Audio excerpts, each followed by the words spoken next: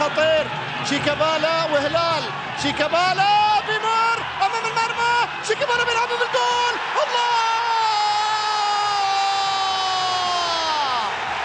المصري الشيك يصنع هدف ثاني لابناء زعبيل، والصدارة ما سلموها. الآن يتقدمون بالهدف الثاني بصناعة الاسمراني ابن النوبة. ابن النوبة بيسجل ويصنع الهدف، وإيميليانو هداف الدوري والوصل على صدارة جدول الترتيب. الله عليك يا شبالة، شيكا كيف عدى وكيف صنع، كيف مرة سواح المصري، سواح وماشي في دفاع النصر سواح، ويصنع الفارق الآن ويعلن عن تقدم الوصل بالهدف الثاني عن طريق إيميليانو.